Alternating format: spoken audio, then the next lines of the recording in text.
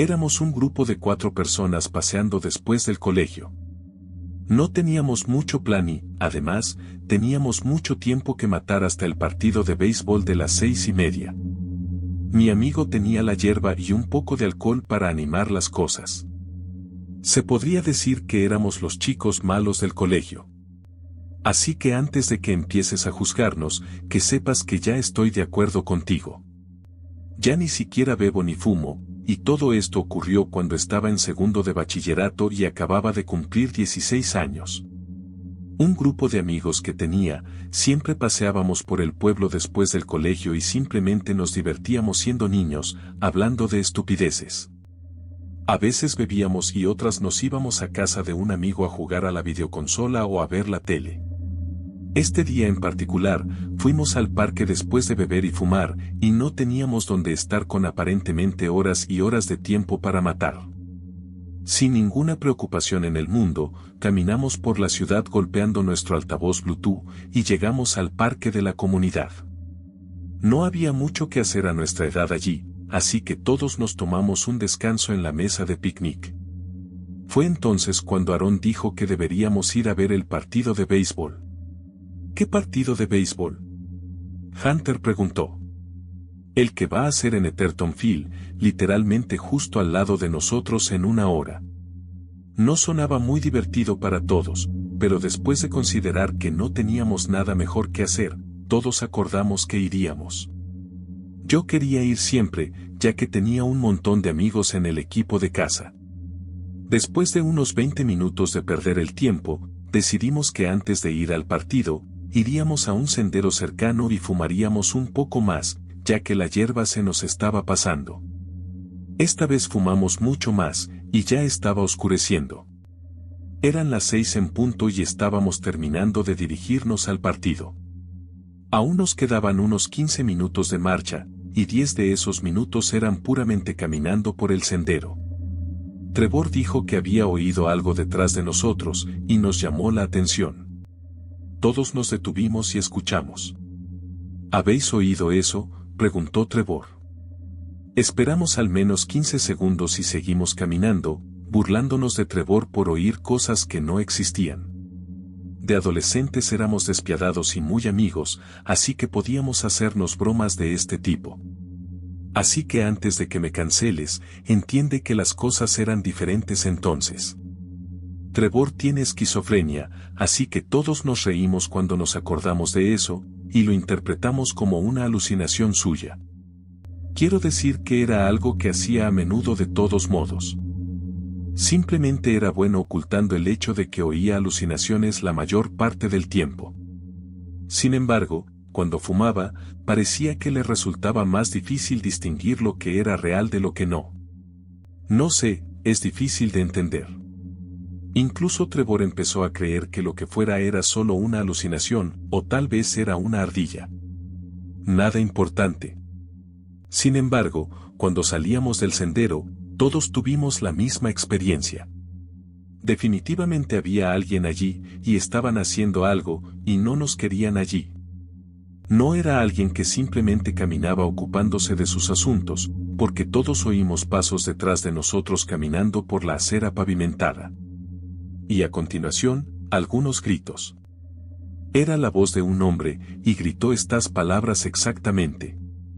Salid de aquí y no volváis nunca. Por supuesto, nos asustamos mucho y miramos hacia atrás, pero no había nadie.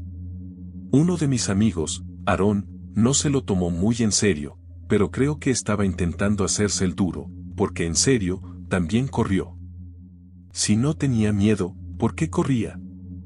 De todos modos, hablamos de lo que acabábamos de oír, y Trevor tuvo su pequeño momento de retribución de, jajaja te lo dije. Y le dejamos tener su momento. Pero en serio, ¿qué fue todo eso?, pregunté.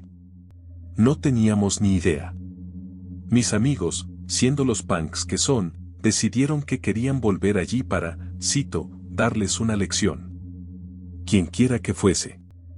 Por supuesto, se sentían poderosos yendo allí en grupo, pero yo no quería participar, así que no fui. Fui el único del grupo que no participó en eso. Me limité a ir al partido y esperarles. Yo no estaba allí para esta parte, pero voy a explicar lo que pasó lo mejor que pueda de lo que me dijeron. Básicamente lo que ocurrió en ese sendero fue un encuentro con un cazador trastornado.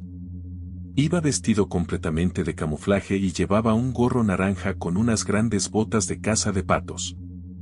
También llevaba un rifle atado a la espalda. Cuando Aarón terminó de contrariarle, el hombre sacó la pistola y le amenazó con dispararle. Supongo que fue entonces cuando mis amigos se dieron cuenta de que no eran tan duros como creían, porque todos corrieron como alma que lleva el diablo hasta el partido en el que yo estaba con una loca historia que contarme. Soltó una bala al aire mientras corrían como disparo de advertencia para hacerles saber que no se andaba con chiquitas, y la gente en el partido lo oyó, incluyéndome a mí. Hizo que se giraran las cabezas, pero había un campo de tiro a pocos kilómetros, así que no creo que la mayoría de la gente le diera demasiada importancia. Yo sí lo hice, porque estaba preocupada por mis amigos. El corazón me latía demasiado deprisa mientras esperaba a verlos, y me alegré cuando por fin aparecieron ilesos físicamente. Parece una locura, pero nunca llamamos a la policía porque nos preocupaba que todos pudiéramos meternos en problemas de alguna manera por estar relacionados con ello.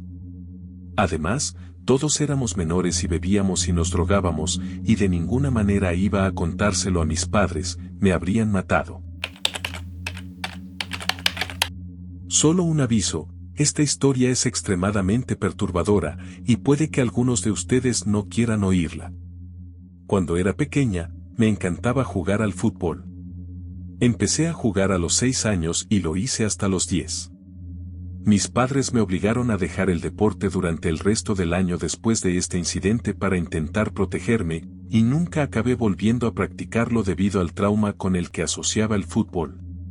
Jugábamos un partido 1 o 2 veces por semana durante los meses que jugábamos, y practicábamos todos los viernes. Un viernes, después del entrenamiento, mi madre me dijo que podía pasar la noche con mi amiga Julia y que me quedaría allí hasta la mañana siguiente. A la madre de Julia le pareció bien y hablaron entre ellas, así que todo fue bien.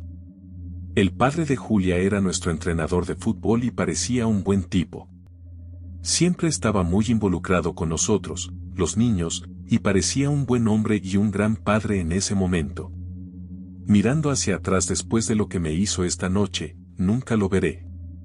Y todos los comentarios espeluznantes de los que nunca me había dado cuenta antes, después, eran sin duda su forma de prepararnos a los niños, incluida su propia hija. Se hacía tarde y, después de jugar con Julia toda la noche, era hora de irse a la cama. Dormimos juntos en su cama, y en algún momento me desperté en mitad de la noche, incapaz de volver a dormirme. Estuve dando vueltas en la cama durante un rato y, después de aceptar que no iba a volver a dormirme pronto, me levanté para ir al baño y tomé un poco de agua. Mientras bebía, salí de la cocina al comedor y miré hacia el dormitorio principal. La madre de Julia no estaba allí, pero su padre sí, y estaba viendo algo que no debería en el ordenador. Se dio la vuelta y se hizo el sorprendido, y yo me quedé de pie, incrédula. Al cabo de un segundo, se llevó los dedos a los labios, diciéndome que me callara, y se reveló ante mí. No sé cómo explicar lo que sentí en ese momento y lo que se me pasó por la cabeza, pero fue una locura. Sabía que no estaba bien, pero estaba aturdido. A continuación me preguntó si quería ayudarle, a lo que me quedé de pie unos segundos más con total incredulidad. Luego me dijo que estaba bien que no se lo dijera a nadie. Por suerte, tomé la decisión correcta y volví corriendo a la habitación de Julia.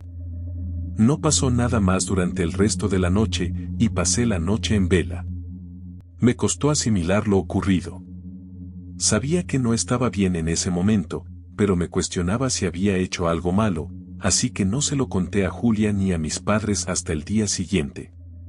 Mis padres se enfrentaron a los padres de Julia, y por supuesto, ellos desviaron todo y habían tratado de gaslight mis padres a pensar que yo estaba soñando, y simplemente no era posible. Julia tampoco me creyó y dejamos de ser amigas. Por desgracia, no teníamos pruebas para llevarlo a los tribunales, y mis padres no tenían dinero para eso. Un día, unos 5 años más tarde, sus padres se divorciaron después de que su padre engañara a su madre y la echara de casa. Como su padre era el sostén de la familia y tenía todo el dinero, acabó obteniendo la custodia de la niña después de mucho tiempo de batallar en los tribunales. Julia me contó que su padre la violó en múltiples ocasiones y que fue coaccionada para que no lo creyera durante meses, pero dijo que volvió en sí cuando encontró un video de su padre haciéndoselo. Me enferma escribir esta historia, y lo siento por cualquiera que no pueda soportar escucharla, pero realmente sucedió, y esto fue definitivamente la cosa más malvada que ha sucedido en mi vida. Yo, por supuesto, le creí cuando me contó todo esto, y ella terminó creyéndome, y ahora estamos muy unidas de nuevo. No entiendo cómo un hombre puede estar tan mal de la cabeza como para hacerle algo así a un niño, especialmente si es de su propia sangre. Cuando solo tenía 14 años, estaba solo en casa con mi novia y todos mis amigos me reventaban el teléfono preguntándome si iba a ir al partido de fútbol de vuelta al instituto. Por supuesto, con 14 años no tenía coche y, sin nadie que me llevara, no creía que fuera una posibilidad. Les dije a mis amigos que no tenía forma de encontrar quien me llevara hasta allí, y todos intentaron que fuera en bicicleta, pero yo no iba a hacerlo. Podría haberlo hecho si hubiera querido, pero no tenía tantas ganas de ir como para tomar medidas tan extremas. En un último intento por intentar ir, le envié a mi madre un mensaje rápido sobre el partido y le pregunté si podía llevarme. Era viernes por la noche y ella había salido a cenar con su nuevo novio. Mientras tanto, mi hermano pequeño y yo teníamos que arreglárnosla solos. Dijo que tal vez, pero que no tenía ni idea de cuándo volvería a casa. Yo, por supuesto, accedí, y sin expectativas de ir, me olvidé de ello y perdí toda esperanza. Estaba en el videojuego, mandando mensajes y hablando con mis amigos, cuando recibí una notificación de mamá unas 2 horas después que decía, ¿estás listo? Salté de alegría, ya que mis amigos y yo estábamos muy emocionados de poder ir. El partido empezaba en 20 minutos, así que iba a llegar un poco tarde, pero no importaba. Más vale tarde que nunca. Avisé a mi novia de que llegaría pronto, mi madre entró en casa unos 15 minutos después y nos fuimos al partido.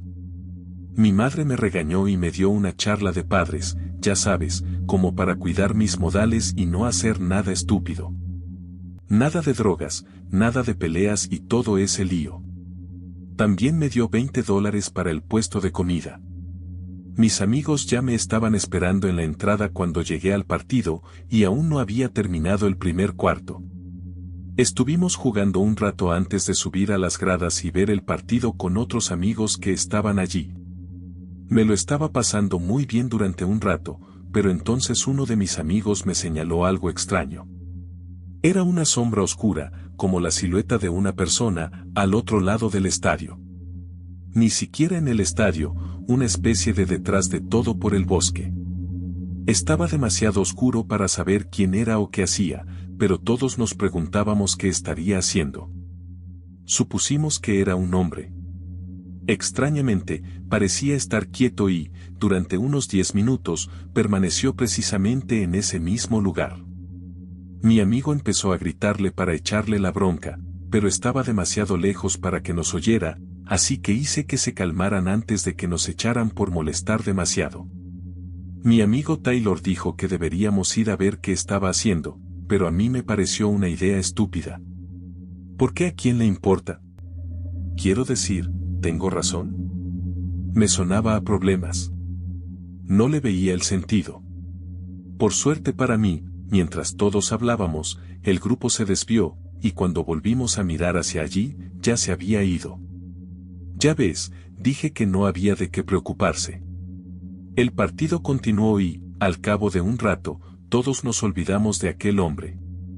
Nuestro equipo ganó, lo cual fue estupendo, pero eso significaba que era hora de volver a casa.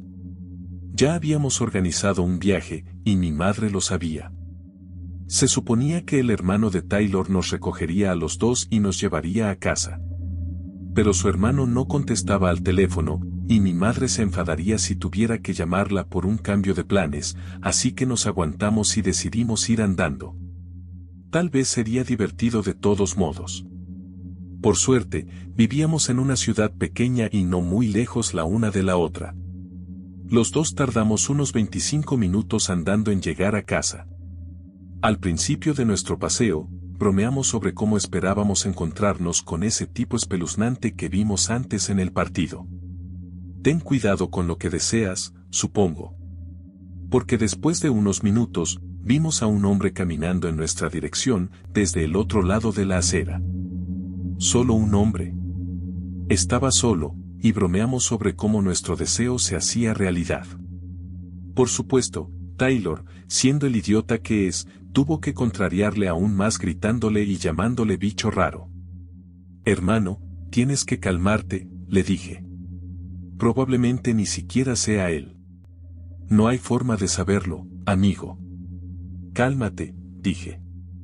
Quería evitar problemas, así que, para ello, nos hice girar a la izquierda en una callejuela lateral que lleva a otro barrio de camino a casa, justo antes de que el hombre y nosotros nos cruzáramos. De ese modo, no teníamos que cruzarnos con él por si tenía malas intenciones. Suena paranoico pensar así, y puede que lo sea, pero creo que hay que confiar en la intuición. Cuando llegamos al otro lado de la acera, pude sentir algo detrás de nosotros y, por supuesto, era el mismo hombre. Se quedó allí como lo hizo antes en el juego. Definitivamente era el mismo tipo. Ambos tuvimos esa sensación visceral, y yo solo recordaba haber tenido un intenso sentimiento interior de correr, tan rápido como pudiéramos. Taylor pensó que yo estaba siendo dramática, pero creo que se dio cuenta de que estábamos en una situación grave cuando corrí, porque él también salió corriendo cuando yo lo hice. Entonces el hombre empezó a correr en nuestra dirección y sprintamos durante al menos 2 minutos antes de que yo tuviera que parar y Taylor me dejara en la estacada. Tengo asma, así que no puedo correr mucho sin morirme literalmente. Seguía corriendo detrás de mí cuando me detuve. Caí al suelo intentando recuperar el aliento, cuando de repente oí los pasos del hombre que se acercaba a mí y las palabras, ¿estás bien, colega? Solo quiero hablar. Estoy aquí para ayudarte. Entonces, irónicamente, me tendió la mano y me dio un inhalador. Le miré con absoluta repugnancia, pero no tuve más remedio que usarlo. Cuando recuperé el aliento, empezó a darme palmaditas en la espalda, diciéndome que todo iba a salir bien, y yo le pedí amablemente que me dejara en paz, y que sentía mucho cómo se estaba portando mi amigo. «Qué buen amigo», dijo, «dejándote sola mientras te perseguía un loco, ¿eh? Eso te enseñará quiénes son tus amigos». Luego soltó una carcajada incontrolable y trató de recomponerse. Le dije que me dejara en paz en serio, y se dio cuenta de que me estaba enfadando. Realmente no quería que supiera dónde vivía, y me sentía muy incómoda por su presencia, pero tampoco quería mostrar miedo, y no sabía qué hacer. Lo único que pude hacer fue intentar llamar a la policía, pero en cuanto lo hice, me quitó el teléfono y lo estrelló contra el suelo. En ese momento me estaba asustando de verdad, pensando que algo horrible iba a ocurrir de verdad, y me sentía completamente impotente. Prácticamente me estaba asaltando, tocándome constantemente, frotándome la espalda y la cara mientras caminaba hacia casa. Sin embargo, nunca creerás lo que pasó después. Fue como un milagro. De repente, ya pasaba por allí un agente que estaba de guardia para ayudar a otro en un caso de violencia doméstica en la zona. Cuando lo vi pasar, grité pidiendo ayuda, y él me prestó atención inmediatamente y evaluó la situación al instante. Grité que ese hombre intentaba secuestrarme, y el hombre salió corriendo. Por desgracia, no pudo perseguirlo, pues tenía que asegurarse de que yo estaba bien y no quería dejarme sola. Me llevó a casa sana y salva, y él y algunos otros agentes estuvieron buscándole toda la noche. Supongo que ese hombre extraño era un vagabundo y, tras unas horas de búsqueda, lo encontraron en lo más profundo del bosque, en un sendero del centro, borracho como una cuba, y lo arrestaron por varias cosas. Creo que ya ha salido de la cárcel, pero mis padres no quieren decírmelo. Me alegro de que todo haya salido bien, y ahora sé que los milagros se hacen realidad. Quiero decir, piénsalo. ¿Con qué frecuencia ves a la policía? Puede que bastante a menudo, pero las posibilidades de que un agente esté allí mismo, justo cuando lo necesitas, sin ni siquiera tener que llamar, es un verdadero milagro si me preguntas. Mi última opción era irme a casa si ese agente no aparecía, y me alegro de no haber tenido que hacerlo, porque entonces él sabría dónde vivía.